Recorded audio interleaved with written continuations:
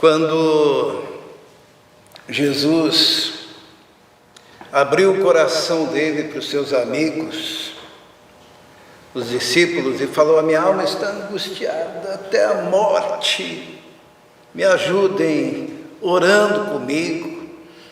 E eles foram até aquele lugar, e Jesus deixou os discípulos orando, seguiu um pouquinho à frente. Jesus, é a única vez que aparece que ele abriu o coração e falou: estou sofrendo, estou angustiado até a morte. Foi a época em que ele suou sangue, o tamanho da sua agonia. Ele precisava dos seus irmãos, ele precisava dos seus discípulos intercedendo com ele. Foi quando ele voltou, depois de 1 hora mais ou menos. Os apóstolos estavam dormindo. Os apóstolos estavam dormindo. E Jesus disse: nem por 1 hora pudestes vigiar comigo. 1 hora. 1 hora para Jesus seria o mínimo, né? Em oração.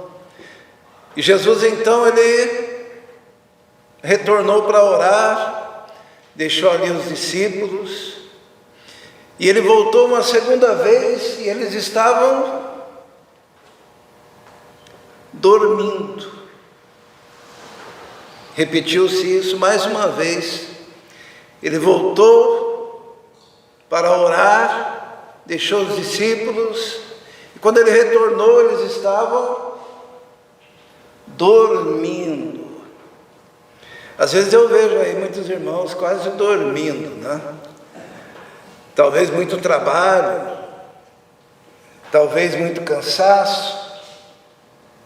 Mas eu conheci um irmão, o irmão Edmundo, já está lá com o Senhor, que ele durante muitos anos dormiu, porque o demônio pegava ele e dava sono para ele quando o pastor começava a pregar.